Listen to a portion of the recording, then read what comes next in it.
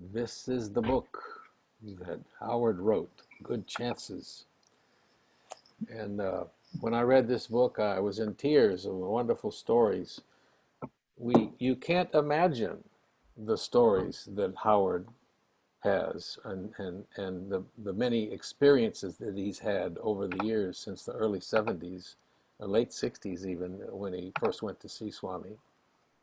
Um, he was one of the group known as the Sai hippies because there were a group of young people that went there and stayed there, and they slept under a tree and slept on Swami's veranda, and they had no buildings there like we did now. They had no they swam in the well to take a bath, and so it's he's going to tell you about all those things. I won't waste his time, but last summer, I went to Feathered Pipe Ranch outside of um, Helena, Montana, where Howard lives in the summertime. He's got a cabin there on the ranch, and then he comes in the wintertime, he comes back to San Francisco. So I went up there because they had a reunion of all the Psy hippies, and I filmed it, as you might have seen. Many of you might have seen that. So we want to welcome to our center and have a wonderful speaker tonight, Howard Levin. Howard, you're on. Thank you, Gene. I'm in the box that says Ralph. What is your last name, Ralph? Borman. Borman, because we're using Ralph's computer. So hi, everybody. My story really started right here in San Francisco. I was in the Haight-Ashbury for the Summer of Love in 1967 and lived in a commune on Clayton Street. And I had two roommates that wanted to go to India. And going to India had never really occurred to me at all, but I did want to travel. And I got a job in the post office down at Brinken Annex because that was the only place you could get a job with long hair, actually. Nobody else would hire you if you had long hair in 1967. And I saved my money. And in February 1968, I took off for Europe. And I was hitchhiking around Europe, across Europe, and wanted to go to Istanbul. And because I had studied architecture in college, and I wanted to see the Hagia Sophia and the Blue Mosque and the Topkapi Museum and all of that. And at the Greek-Turkish border, I ran into India Supra.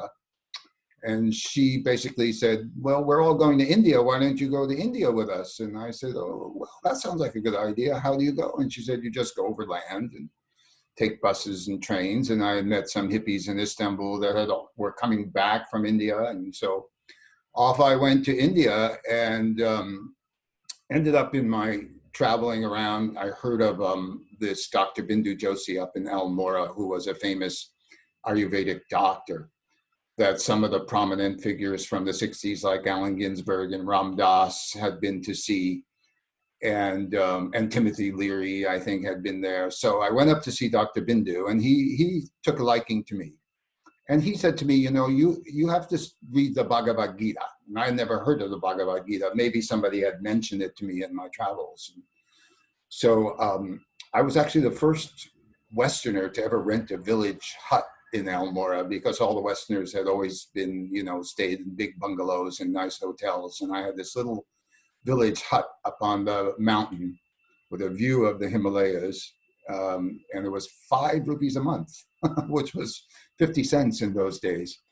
And I was reading the Bhagavad Gita, and the chapter where Krishna says to Arjuna, in every age I incarnate, when Dharma is overrun by adharma or unrighteousness. And that chapter really stuck in my mind. I couldn't get it out of my mind for some reason. I kept saying, well, if God really exists and God can incarnate, now is definitely the time to do it, because it was the height of the Vietnam War, the height of the Cold War. You know, we were all brought up hiding under our desks with nuclear drills when I was in elementary school and high school and all that. So I felt like this was definitely a good time for God to be on the planet. So I was reading the Bhagavad Gita and starting to meditate and learn yoga. This was 1969. And I had an experience where I was sleeping in the night, and it was like raining. It was monsoon season, and it was raining very, very heavily. And I got stung by my finger by a scorpion. And I thought, oh my God, I'm going to die. You know, a scorpion bit me, and I didn't know what would happen. And it was pouring rain, and it was like 4 or 5 kilometers to the medical center in Almora, you know, and there was like no possibility in the middle of the night in the dark with no electricity and to go there. So I basically, I fell asleep and I was awakened by a voice that said, "Hey," like that. And when I opened my eyes, there was like this little figure with a dome of black hair standing by my bed. And then he just vanished. And I didn't know who it was because at that point I had never seen a picture of Swami. So I went down to Goa, ran into India again. She wanted to go on a pilgrimage to find her guru. I went with her friend Lynn, and we got into a truck. We were headed to Udupi in South India. And we saw a picture of Sai Baba. The truck driver had a picture, and he was trying to tell us he didn't speak much English. So I thought he looked like Jimi Hendrix, and I thought, well, I don't think I want to go see him, you know, because he just looks like Jimi Hendrix, and what's that all about kind of thing, you know. But after some time, you know, I came down with hepatitis.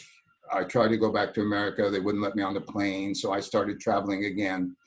And eventually ran into a friend of India and Vijay's, her sister Vijay, and found out they were at Sai Baba. So I wrote a letter to India, and she wrote back to me.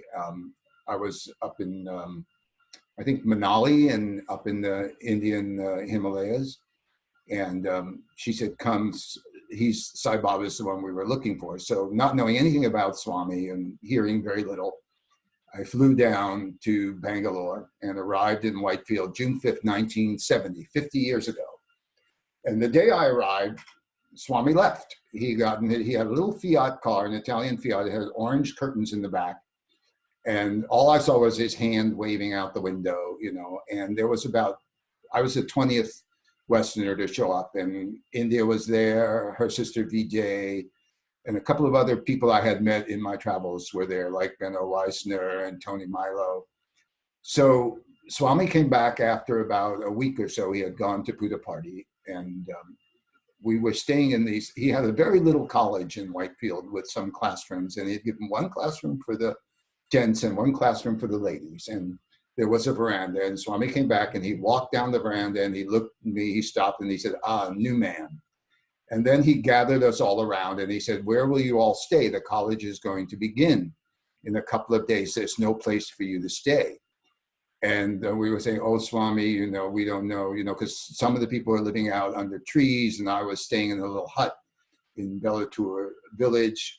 So Swami said, "You come and stay with Swamiji in my house." So the second day that I ever saw Sai Baba in my life, I was moved into his house with 19 other young Westerners. And he gave us, he let the gents sleep on the veranda outside his bedroom on the second floor. And the ladies slept in the back of the house. You know, the ladies were Michelle Kaplowitz in India, Supra and her sister Vijay, and Victoria Mills from London, and Anne Green, who became Om. There was and a couple of others. Carrie, Janet McLuhan, she was there with her husband, Carrie. So the ladies slept in the back with Swami's mother and his sisters, and we slept on the veranda. And then there was a back stairs, and we would all gather in the early morning. And then Swami would come down the stairs, and he would greet us, and he gave us this little red book. And this little red book was about basically who is Sai Baba. And it said, "Don't try to understand me, you will only fail," you know, because kind of fish know the sky. These are some of the things I remember about reading in the book. And so he called us in for a group interview. I mean, we were staying in his house and seeing him every evening and having bhajans with him. And he was teaching us how to sing bhajans in the evening after he went out for darshan. There was a big tree at Whitefield that had like a tin shed around it, and people sat under that tree. And there was very few, his bungalow was completely different. It wasn't a lotus-shaped house like it is now. It was an old kind of Art Deco style house. And so he called us in for this first interview that I was ever in. And in it, he said that just as the devotee longs for God, God longs for a devotee. And he was pointing his fingers like this. And he said, "See, like stalactite and stalagmite in a cave." And then he said, "No, this is not good example." So he took his hand and he rotated it around, and he materialized this round black stone, which was about maybe, I don't know, a few inches in diameter, 3 inches or so. And he passed it around. It was a solid black stone. And he took it back and he held it up and he blew on it with his breath and he went, and he blew a little cave in the stone, and it had a little stalactite and a little stalagmite. And he said, see, like this. And as he passed it around, and we all looked at that little cave, when it got to Gil put it in his pocket and kept it. And Gil took it to Bangalore, and he took it to this Hindu priest, and he said, well, what is this? And the Hindu priest said, this is a soligram. And a soligram is a sacred stone that's found in the rivers in the Himalayas, and it's made by a fossil. And it takes thousands of years, for this to form, because the water runs over the rock and smooths it down. And the fossil is made by this little shelled animal that's found in the rivers there. And the soligram is a sacred symbol of Shiva. And so think Swami just created a fossil with his breath. He just went and blew on it. So eventually we stayed in his house for about 2 weeks or so. And then he said, you're all going to Puttaparthi. And he sent us up to Puttaparthi in a bus that he arranged. And he sent a letter to Mr. Kasturi telling Mr. Kasturi to host us until he arrived. He said, I'm coming tomorrow. And of course, that tomorrow was about a little over a week, maybe 10 days. He finally showed up and called us in. He used to call us in for these wonderful interviews that would last 2.5 or 3 hours. And he would just send Mr. Kasturi and he'd say, tell all the farmers. And there was just 20 of us. And after the interviews were over, he would say, do you like Indian sweets? And we say, yes, Swami. He said, do you like Mysore pak or ladus? And we say, Swami, whatever you like, Swami. No, tell. And we say, okay, Swami, ladus. So he'd wave his hand like this, and he'd make ladus, and he'd go like this, and he'd pass them out to everybody in the room, and they were warm, like they just came out of the oven. And then when you looked at Swami's palm, there was no oil on his palm or anything. It was just completely clean. So sometimes he made us ladus, sometimes he made us Mysore pak. But usually about once a week or so, he would call us in for these long group interviews. And he really talked a lot about Ramakrishna Paramahamsa and Vivekananda. Those were his favorite stories. He would tell a lot of stories about the Mahabharata, about Krishna and Rama, and all the Hindu stories, but he also talked a lot about Ramakrishna Paramahamsa. And so one day he asked one of the gals what her plans were, and she said, Swami, I want to stay, but I need a visa. So he said, how many people need visas? And so our hands went up, and I said, Swami, I need a visa. And India said she needed, and then India said, well, Swami, I don't have a passport. And he goes, what? No passports? It's complete madness, And he said, how many people need passports? And I put up my hand. I said, Swami, I need to renew my passport. And he said, oh, he says, this is very bad. He said, if you don't obey the rules, the police will come and put you in jail. So he wrote a letter. In those days, there were people around him like this man named Appa, who was big in Mysore state in the government, and some other dignitaries. And he wrote a letter saying that these young people were all good and deserving cases. They had all come from so far away and given up so much to be with Swamiji and follow this spiritual path. And he wrote our names. There was like 8 names on the letter. And he sent the letter to Bangalore. But the deputy superintendent of police in Bangalore came back and said he wanted 8 individual letters. So we went back to Swami, and Swami said, everybody needs an individual letter. Well, he gave 5 letters, and 3 of us he didn't give letters to. We were 3 guys, we all were from New York City, Tony Milo, myself, and Jai Devi. And we didn't get letters. So Tony and Jai took that as a sign that they were supposed to leave and find a different teacher, and they actually left. And I felt like this was some kind of test for me, and that everybody said, well, if you go to Madras and get a new passport, then Swami will give you a letter. So went to Bangalore, waited on the train platform for the Brindavan Express, and I closed my eyes and I thought, Swami, I wish I could stay with some devotees in Madras. I really don't want to be there by myself. I don't know. It's now Chennai, of course, but then it was Madras. I don't know anybody there. And the minute I opened my eyes, this man came up to me and he said, I saw you at Whitefield in the Darshan line. He said, didn't I? And I said, yes, I was there. I said, well, are you going to Madras? And I said, yes. He said, well, why don't you come and stay with me and my family in Madras, you know, and I'll take you to Bhajan. So that was like, my prayer was instantly answered. And then he took me to this Bhajan in a suburb of Madras called Ambattur. And they said, when Swami was pleased with the bhajans, the garlands would dance back and forth in time to the music. So we started up the bhajans, and it was a very hot night. The windows were open. There was no breeze. And in India, you know, a lot of the pictures of the gurus kind of hang from the wall like this, and then they have a garland hanging down, you know, if you can just kind of get that image. And so the garlands were just still. So they said, Mr. Howard, you lead a bhajan. So I started Madhura, Madhura, Murali, Ganeshama, like that. And all of a sudden the garland started to dance in time to the music, back and forth like that. And then when I increased the tempo, the garlands increased. And when I stopped, they stopped, right? So that was a pretty amazing miracle, because Swami was in Puda Party at the time, and this was Chennai, hundreds of miles away. And the flowers were also spinning on the tops of the pictures. They had flowers tucked in, and then they would shoot off and fall in Swami's chair. They would fly across and just fall in Swami's chair. All this, so they asked me to sing another bhajan, and it all started up, and it happened again the second time, and then it stopped. So when I went back to Puda Party, Swami called us all in for an interview, and I was sitting right at his feet, right up front. Everybody pushed me up front so I could ask him for this letter, right? And he did not give me a chance at all, you know, to ask him. And we were in there for maybe an hour and a half, 2 hours. So finally at the end, we all stood up, and I finally had a chance, and I said, Swami, I need a letter for my visa. And he came over to me and he said, yes, I'm giving. I've already told Kasturi.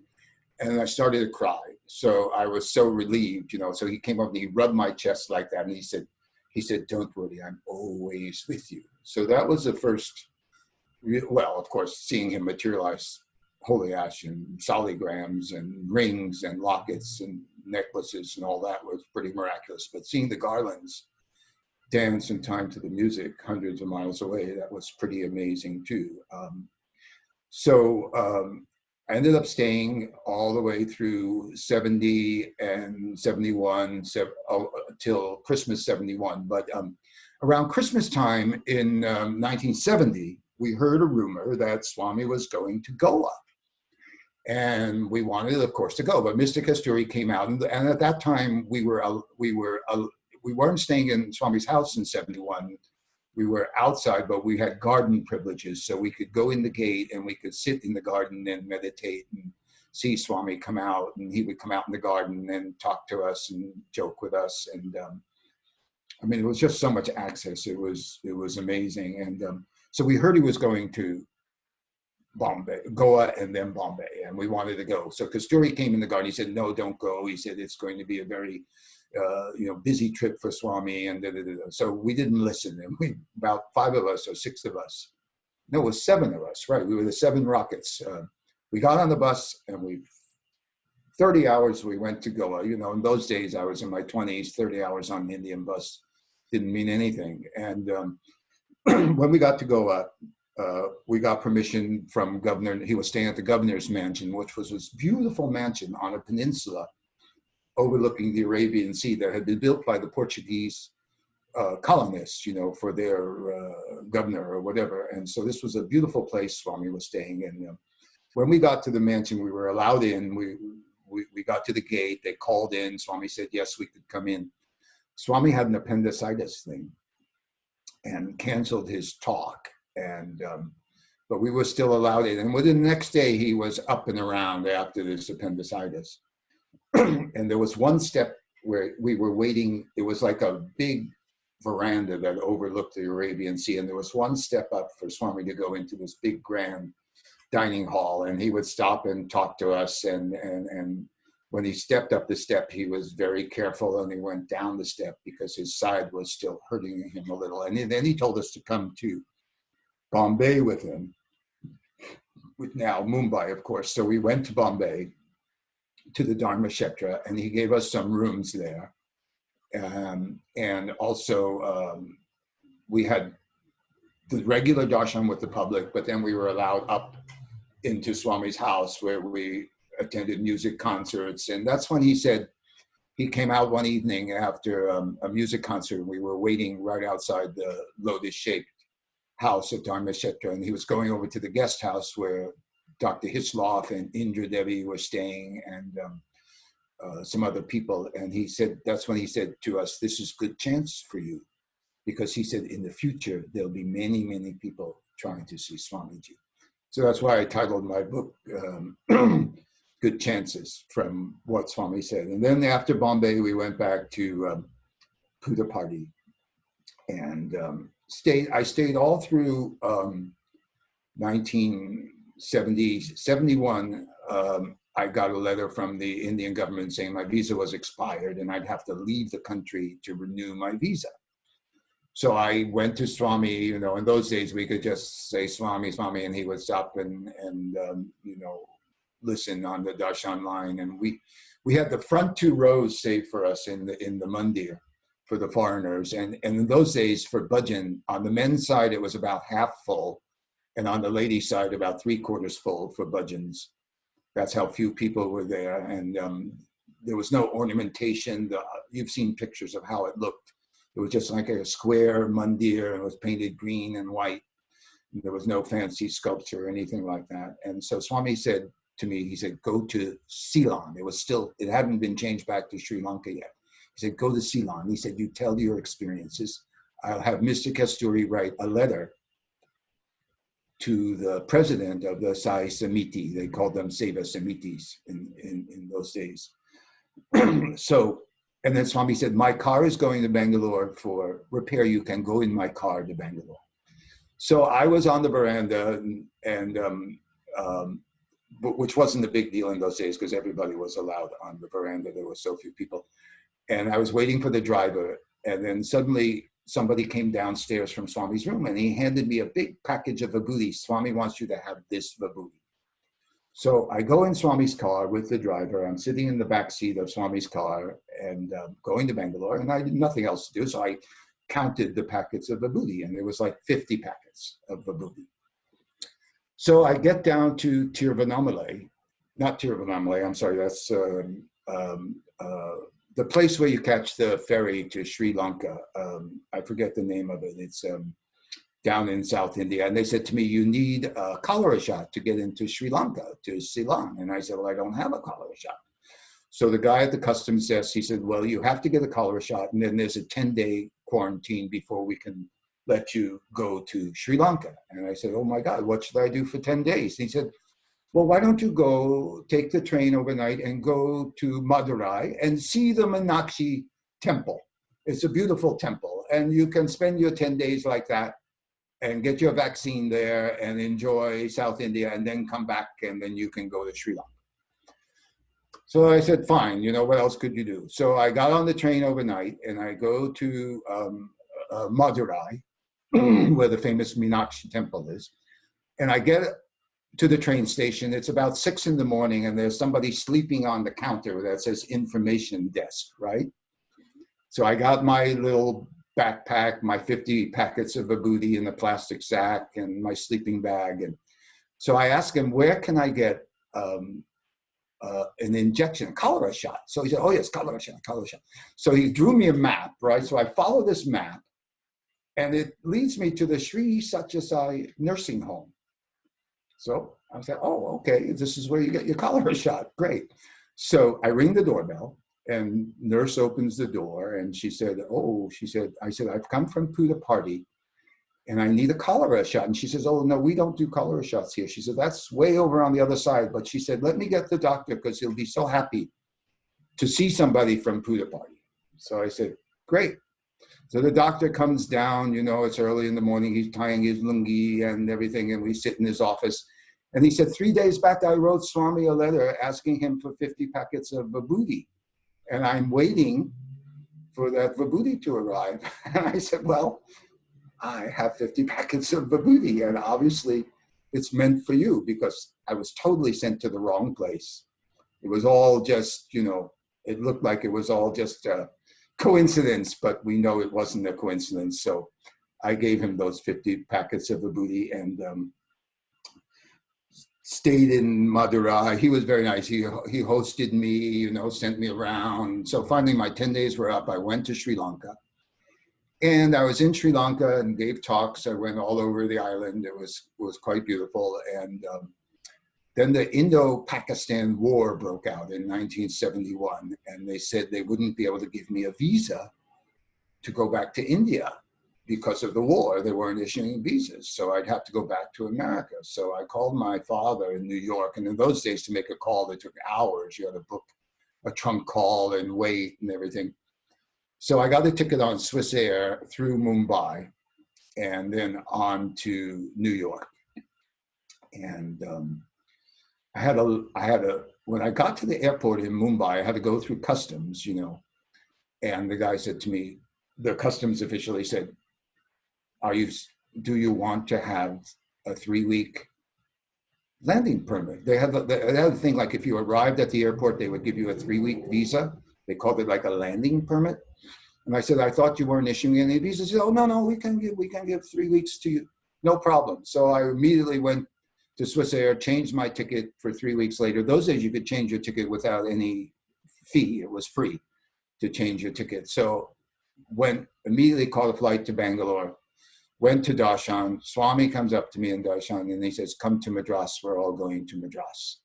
So we get back on the Brindavan Express down to Madras, and we're having incredible darshan with Swami. There was a house that he used to stay at where they had cemented their whole front lawn and put up one of those colorful pandals or tents.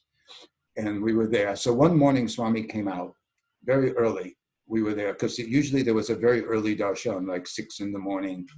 And then there'd be Nagas and Kirtan. And so Swami came out and he walked right up to me and he said, I'm going to the hospital to see Walter Cowan. Walter Cowan died in the hospital and I'm going to see him. You wait here, I'll be back in 1 hour. So 1 hour, 2 hours, 3 hours, 4 hours, no Swami. So Michelle found out that Swami had gone from the hospital to visit the widow of the former chief minister of Madras, Tamil, whatever the state was. I can't remember. Is it Madras state? But anyway, so we didn't know. Tamil Nadu. Yeah, okay, Tamil Nadu.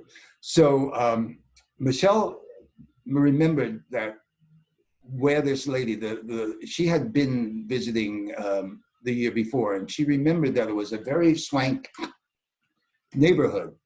So we got into this taxi and we were zooming around this very fancy neighborhood Michelle knew, but she didn't know where the house was. And I closed my eyes and I prayed to Swami. I said, please give me a talisman, because by this time it was Christmas Day, 1971, and my ticket was for that evening at 6 o'clock to fly back from Madras to to Bombay, and then Bombay on to New York. And so I closed my eyes and I prayed for Swami to give me a talisman.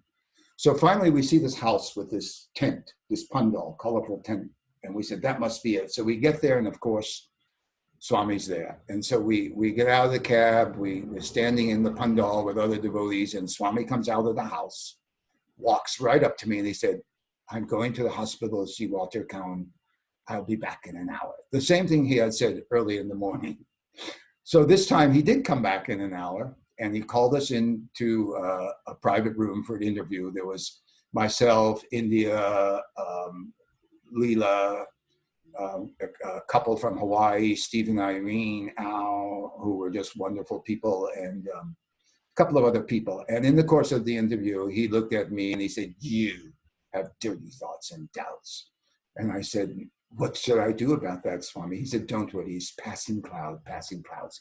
And he rotated his palm and he made this little coin, which I still have around my neck from 1971. You probably can't see it from here, and he walked up to me and he said, here, keep this with you in America. And he just put it in my pocket. And on one side it says, it has Shirdi Sai with a little TPS under Shirdi. And on the other side, it has a hand, the abaya, and it says, why fear when I am here? So it was exactly what I had closed my eyes and asked him for in the taxi. So another way that Swami demonstrated his omniscience. And then I went back to New York and stayed in New York for 3 months and wanted to come back. I had a return ticket. In those days, tickets were like $500, $450, $550, depending on where you bought them from, round trip, which was a considerable amount of money in the 70s. And so I came back. Swami was in New Delhi. I got a last minute call that Swami was in New Delhi. So I changed my ticket. And like I said, in those days, oh, well, originally I was flying to Bombay. You can change your ticket to Delhi. There was no extra charge, you know. So I flew to Delhi, and Swami was at Sohan Lal's house. And there were like 50,000 people outside. And the police were there, and the military, and the crowds were pushing and shoving, and it was total pandemonium, like it can get in India. And Swami, but all the foreigners were inside the compound of Sohan Lal's house. There was a big wall. And so the volunteers who were outside kind of pushed me towards the gate. They opened the gate a little bit, and when they opened the gate, there was a huge swell of pushing, and you kind of got pushed in and thrown on the floor. And there I was inside the compound. And so we were allowed to be in the compound, and then Swami would go out. He would walk and give us all darshan. And he would go out into the crowd, thousands and thousands of people. It was really insane. And so there was another Westerner there, and they were singing this Narayana bhajan. And the Westerner, he was, I think his name was Paul. He was asking me, what's that word? What's that word they're singing? And I said, it's Narayana. I kept saying, Narayana, Narayana, like that, trying to pronounce it. And he said, what does it mean? And I said, I think it means God in human form. So Swami was way, way out in the crowd. So after about 15 minutes, Swami came back in. He came in the gate. He walked up to me. He stopped him and he looked at me and he goes like this. He goes, Narayana, Narayana. And he laughed, and then he just walked on. And another way that he shows you that he knows your thoughts and what you're thinking and everything. And so after that, we went back to Whitefield, and Swami held the first summer course in 1972, Indian culture and spirituality. And he invited the Western gals, but none of the gents except me and this British guy named Jonathan. We were the only two Westerners he invited to this summer course. And that summer course was incredible. Every day there were discourses by Swami and so much darshan, Swami walking around. And there was about 300 or 400 or 500 students from all over India, from the top universities who were invited for this. And he had the top professors and scholars. And 1972, that's when I met Dr. Sandwise, showed up in the middle of that summer course. And that was an amazing time. And one time, Jonathan, there was a tent set up in the back with like desks and chairs, like student kind of desks. And Jonathan and I were sitting there early one day, and nobody else was in the pandal. And Swami came out of his house, because the pandal was attached to his house. And he came between the rows, and he was standing there right in front of Jonathan and I, and he was talking to us. And Jonathan was telling him about, Swami, I have difficulty meditating. And in the course of everything, Swami said that, he said, this life is a dream. He said, this is daydream. He said, at night you go to sleep and have night dream. And he said, this is daydream.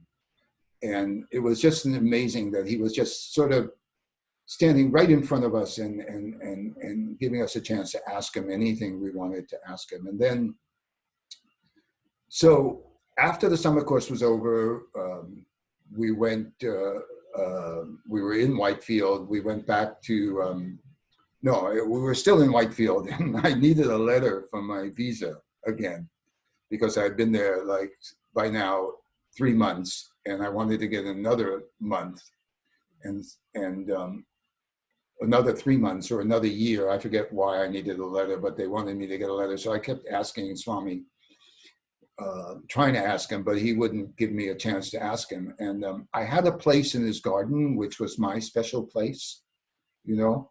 So finally one day Swami said, wait in your place, he said to me, and I'll come. So I came out, and he came out of the bungalow, and I said, Swami, they want me to have another letter from my visa to stay. He said, he says, I don't give letters. He said, Mr. Kasturi gives the letters. You go to see Mr. Kasturi and tell him. So, you know, you just did whatever Swami said. So I got on the bus, 8 hours, the SRS bus to PARTE, saw Mr. Kasturi. Mr. Kasturi said, well, I didn't hear anything from Swami. Swami hadn't gotten in touch with him to tell him to give me letters. But Mr. Kasturi said, I'll give you this letter, and you'll take it to Swami, put it in an envelope, take it to Swami and see if he approves it. You give it to him. And if he approves it, you can use it. If not, then there's nothing you can do. So I go back to Whitefield, and they're having an anniversary of the Joy Ice Cream Factory, and all the foreigners were invited. So I went down to the Joy Ice Cream Factory, and I somehow ended up in the front row, and Swami was sitting on a platform in this chair, and he made a sign like this, like, did you get the letter? And I nodded, and he made a sign with his hand like that. Then he went back to the house, to Whitefield, and apparently he was very upset. And he said, how can Mr. Kasturi give that man a letter without my telling him to do so? You know, hasn't he learned anything, you know?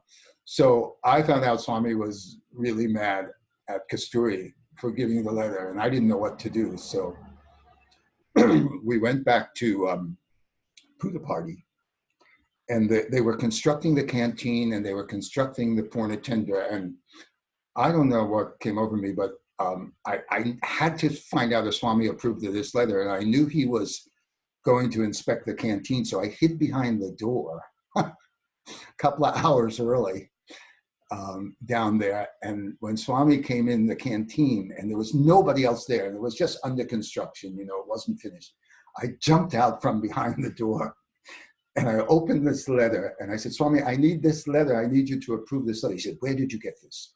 And I said, from Mr. Kasturi. He says, no, no, no. He said, this is not good, not good. So that night, Mr. Kasturi came to the shed. We were all staying in the shed because there were no rooms. Everything was under construction. It was 1972. And he wanted where's that letter? Swami said, you made forgeries of the letter, and you were going to give it out to all the foreigners. So I had to give up the letter, and I was very, very disappointed. And but for some reason, the government of India gave me an extension, even without the letter, after all that running around. And Swami was mad at me. He was just really mad at me. He wouldn't talk to me after that. So I stayed for some months, and then finally went back, and came back in 1972. I had met Dick Bach, who started the Hollywood Center back in 70. And Dick said, come to LA, because he was starting a new business, and I said I would help him. So I was staying at the Hollywood Sci Center, which was on Sunset Boulevard in those days, in an old Tudor house. It probably doesn't even exist anymore. This is 1972. And working with Dick Bach, and Dick was such an amazing person. You know, he was the founder of Pacific Jazz Records and recorded all the great jazz artists in the 50s and 60s, and introduced Ravi Shankar to George Harrison, and turned them all on to Swami and everything like that. And so Dick was a great friend and a great mentor. And 73, I went back to see Swami. He just ignored me the whole time. And 74, I came back. He came up to me and he said, go back to America. No work. You're lazy. Go back and do work. But I had just gotten there, so I stayed for some months, and he just ignored me the whole time. But then, so then I went back and started to work in New York in the interior design field, because I had gone to architecture school, and I met a Sai devotee just by chance at one of Hilda Charlton's meetings, who owned an interior design firm. And he said, come work for me. It was just that simple. I didn't have to submit a resume or go through any process. And so I worked for Harry Patterson.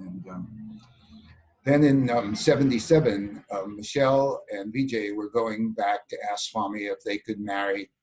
Vijay had met someone, Michelle had met someone who was a Sai devotee. So we all went, and in 1977, he was very friendly to me when I got there. He was like, I hadn't been there in 3 years, and Swami seemed very glad to see me. He immediately came up and he said, how many people in your group, you know? And I said, Swami, I forget, maybe it was 10 or 12 or 13 or something like that. So he called us in for interview. And in the course of one of the interviews he gave me, he said, next year, come back for summer course. I'm having a summer course. That was 1978.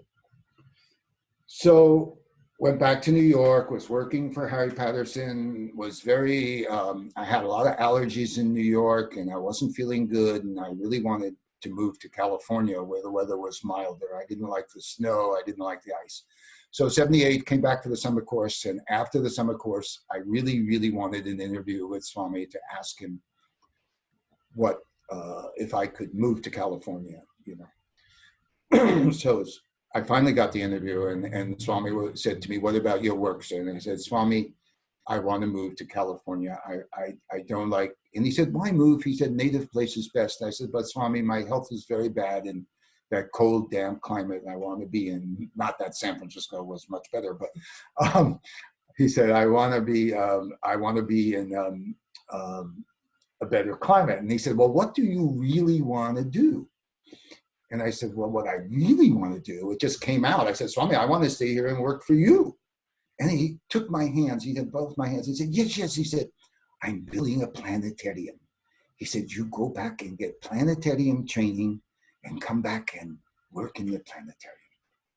So I said, planetarium training? I said, I had no background whatsoever in science or astronomy or anything like that. So, but Swami said, you know, Swami said, get planetarium training. You have to get planetarium training somehow. So I went back to New York.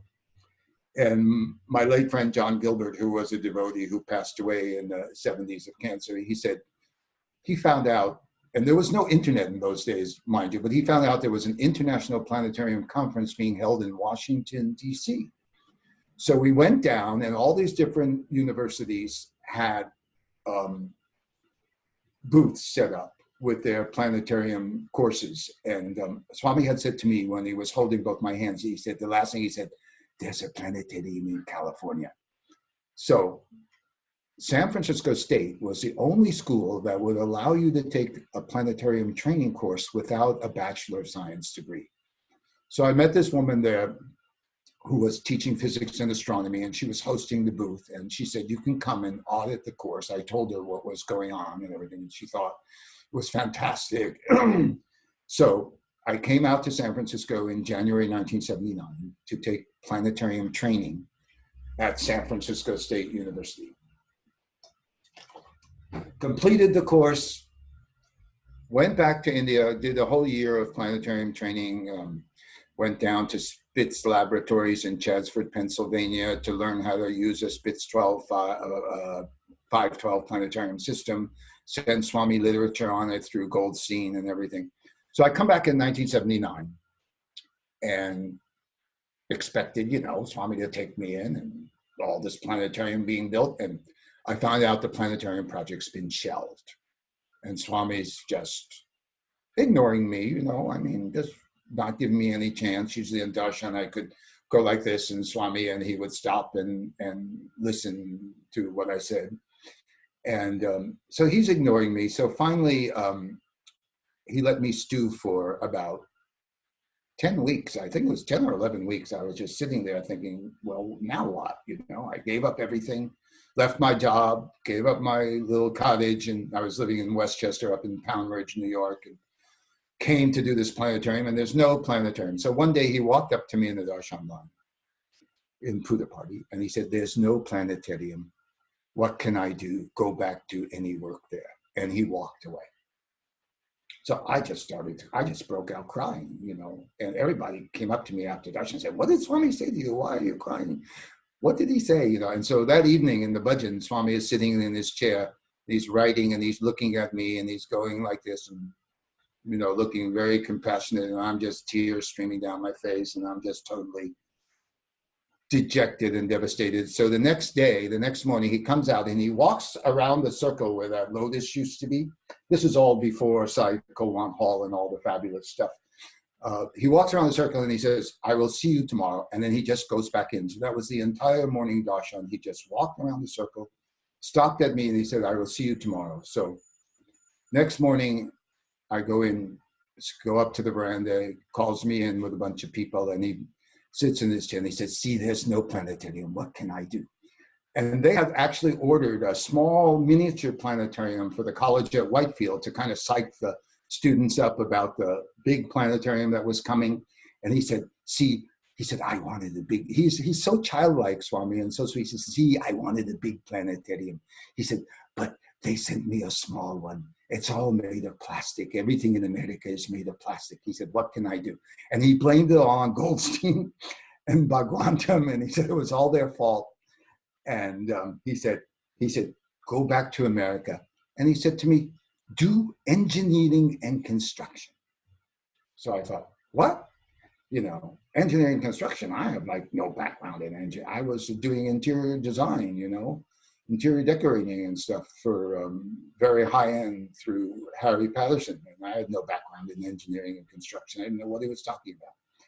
So I go back to San Francisco and I go to a headhunter, they called them in those days, and said, I have a background in interior design. So she puts together a nice resume for me. You know, I had some stuff from New York and portfolio, dressed me up nice, you know, told me to go get a nice suit and tie. I think I was wearing like Birkenstocks and a corduroy jacket because I thought, you know, it's California, you know. So, and I ended up getting hired as an interior designer for Bechtel Corporation. And I didn't even know what they were, but it turned out they were the largest engineering and construction company in the entire world. So Swami had said in Buddha Party, do engineering and construction. And I get hired by this company that's the biggest engineering construction company. And he had said, work 5 years. He said, next come back, I'll have some work for you here. So that's what he said. So I worked 5 years at Bechtel. And one morning I woke up and I felt this weird sensation in my kundalini, like my kundalini was like activating. It was a very weird sensation. And I felt like the karma for this job was over. It was just ended. And when I went to the office, they had completely, it was kind of a recession. It was what year was this already? 1984, I think it was, 85, no, 84. And they had run out of work for me. So I sat there and there was no work. So I finally said, okay, something's going on here. Swami had said, work 5 years, next come back. So I decided to go back to India. So my boss asked me to wait until the end of the year because he was going trekking in Nepal and wanted me to just be there just in case anything came up. So it turned out that I worked there exactly 5 years to the day. So I come back to, I decided I'm going to move out of my house, sell everything I own, go back to India and see what's next. So I'm sitting in my house on empty crates, you know, and Michelle Kaplowitz called me from LA and she said, are you sitting down? And I said, well, I don't have any furniture, but sitting on a crate. And she said, Swami's building the planetarium. And I said, I thought I was going to go back to India peacefully and not be having to mind trip about anything. And now Swami's building the planetarium. And she said, you should call Goldstein. Called Dr. Goldstein. He said, yeah, it's true. The planetarium's going to happen. So I said, well, I'm going to be in India for Christmas and then for 3 months in the winter. So I'm there in India. Goldstein is there. And one day Swami came up to me in Darshan and I said, Swami, he said to me, did you have planetarium training? And I said, yes, Swami, I did. He said, yes, I will see.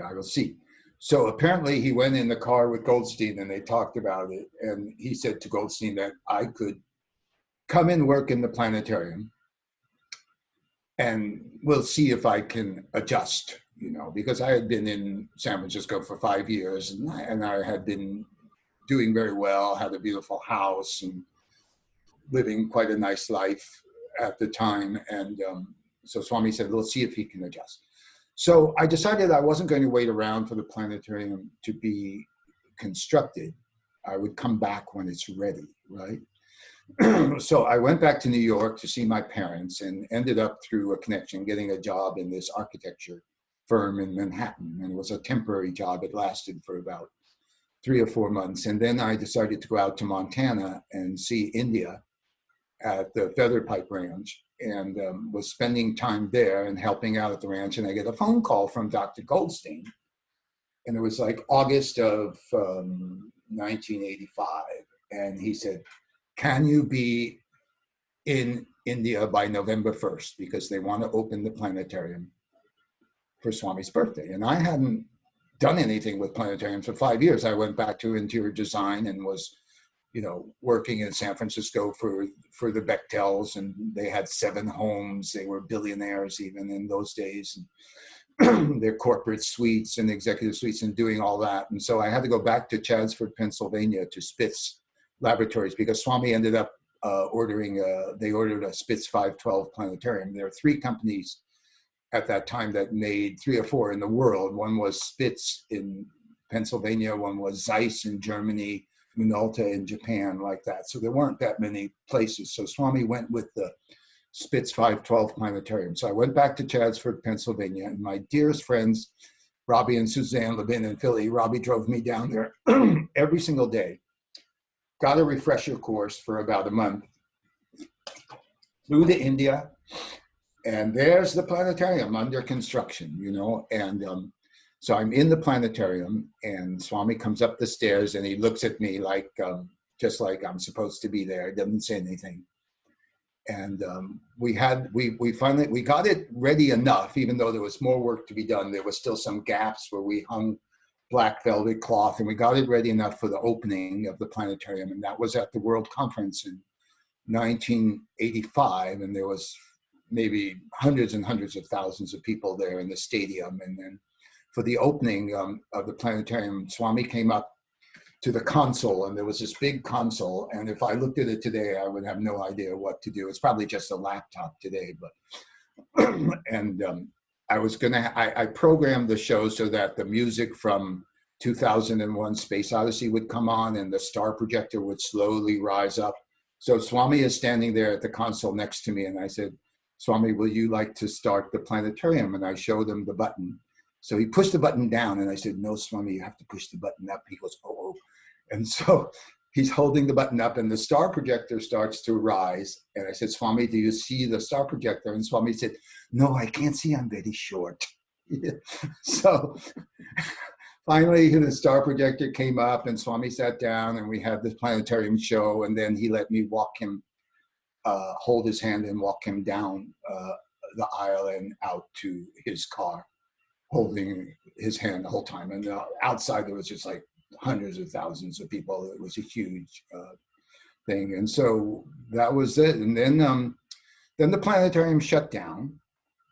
And so we kind of sat around waiting for the construction to be finished. And in India, they take a little bit longer time than they do in America to do things. And so weeks went by, and weeks turned into months.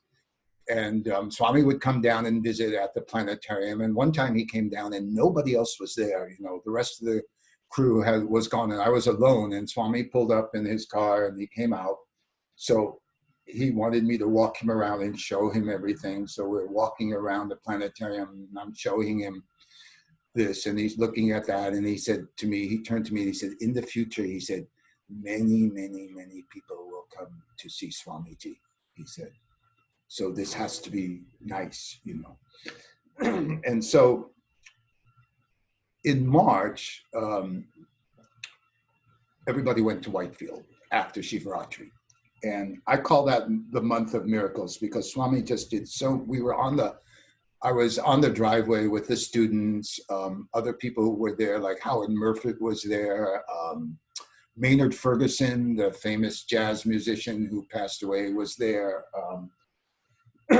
Howard Murphy was there, and Swami was just, one day he was out on the Darshan line, and a student wanted Swami to sign a picture. So he gave Swami the picture and the pen ran out of ink. So Swami gave him back the pen, stepped back, waved his hand like this, and produced this beautiful red and gold pen, and took the top off, signed the picture, and gave the red and gold pen to the boy. And I was very friendly with Mr. Ratnalal, who I had met in 1970, and we remained good friends. And Mr. Ratnalal was the first to publish Swami's books, and he was a very wealthy man from Mumbai. His brother was Sohan Lal. And I would visit Mr. Ratnalal. He had a bungalow behind Swami's in the compound, and Mrs. Ratnalal would bring Swami his food. Then we would get the leftovers from Swami's plate. But Mr. Ratnalal were both of us we liked to read Sri Ramana Maharshi because Swami had told us to read Ramana Maharshi. And so we were always discussing, you know, the self-inquiry path and the Vedantic philosophy. So one day, Mr. Ratnalal and I were standing on the driveway waiting for Swami to come out. Of Trey Vrindavan had been built by this time. And Swami, there was some planters by the doors, the main doors, and ice plant was growing. And in California, we have ice plant grows along the coast. It looks like little teeny green bananas, you know, in a cluster. So he picked off one of the little green bananas and he came up to Mr. Ratnalal and me. We were just standing there. He had it between his fingers and he said to Mr. Ratnalal, "What is this, sir?" Mr. Ratnalal said, "Swami, I don't know the botanical name." And Swami said, "No, this is God." And he went, he blew on it with his breath and it turned into a black oval lingam made of stone instantaneously. So he gave it to Mr. Ratnalal, but then he saw Mr. Ratnalal had a chain around his neck. So Swami took the chain out like this and he said, oh, give it back, give it back. So he took back the lingam and he held it the long way and he blew a hole with his breath. He went like that, blew a hole down the stone so that Mr. Ratnalal could wear it around his neck. So there you have Swami changing a plant into a stone and then blowing a hole down the center of the stone so Mr. Ratnalal could wear it on his neck. You know, through the course of all the years that I was with Swami from 1970 to 1986, which was the last time I was there and left. And then they blacklisted me, the government of India blacklisted me for working in the planetarium. And I was never allowed to go back and stopped trying after some years. He just, I saw him materialize through the years, so many different things. At Michelle and BJ's double wedding, he made the earrings for the ladies. And as he was rotating his palms, you could hear these little bells jingling. And then suddenly he closed his hand and when he opened it, 2 sets of earrings with little tiny bells. And one set was green and gold. I think he gave those to Vijay, and one was red and gold. And he gave those to Michelle. And and I've seen him make the sacred thread. I was in a thread ceremony once in an interview with this Indian family, and the Upanayanam, they call it in India, where they invest you with a sacred thread. It's kind of like a Hindu bar mitzvah.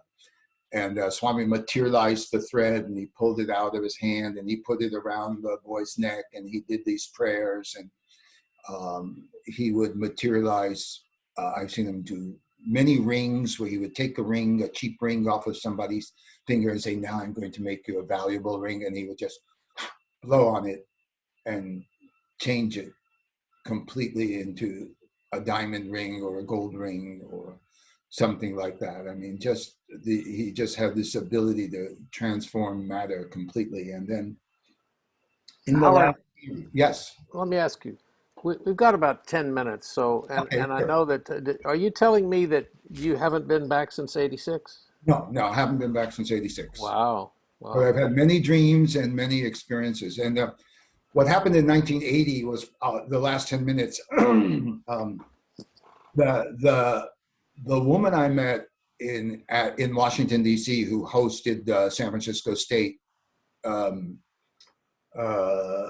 planetarium show, when I went out there to study the planetarium training, she and I became involved in this affair.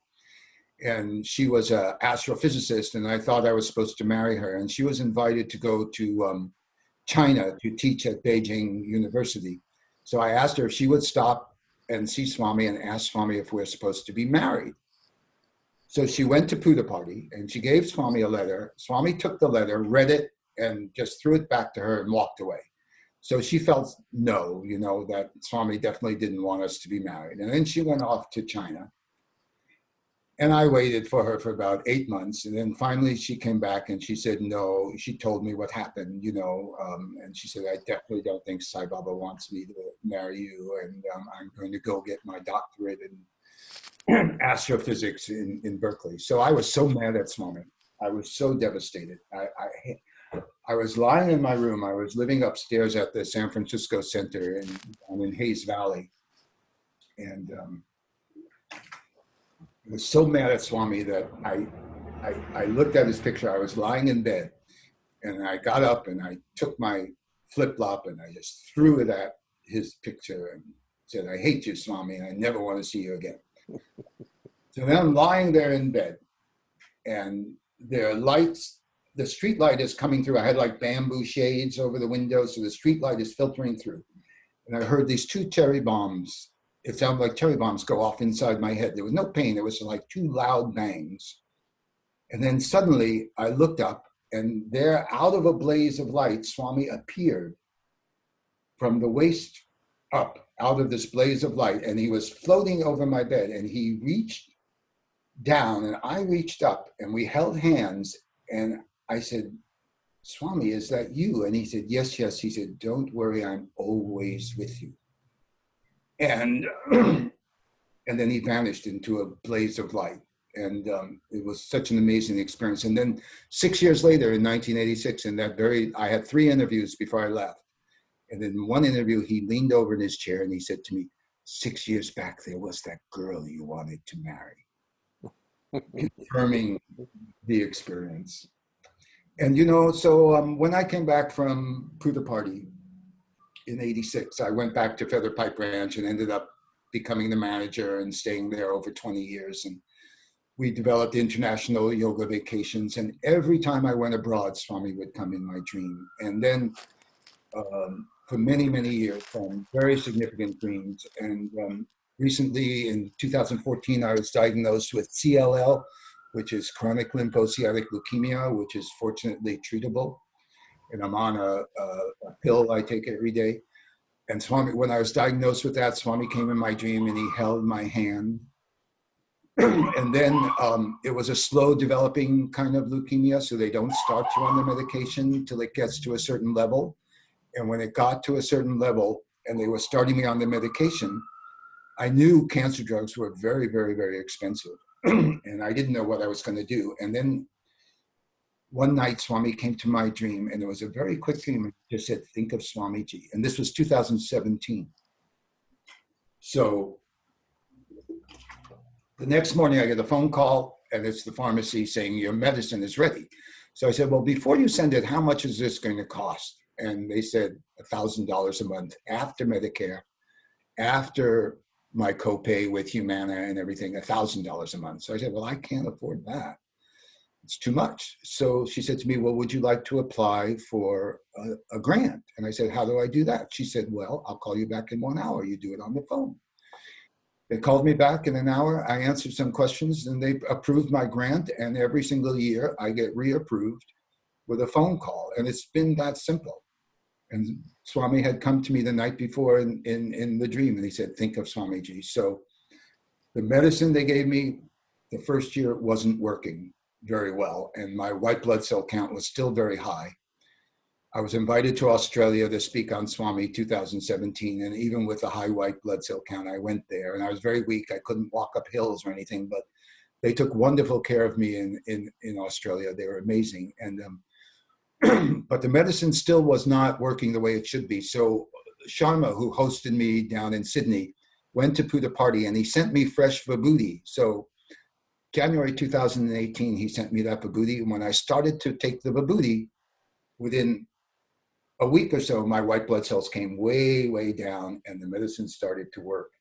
And since then, I've been fine pretty much. I mean, there have been some side effects, but not too bad.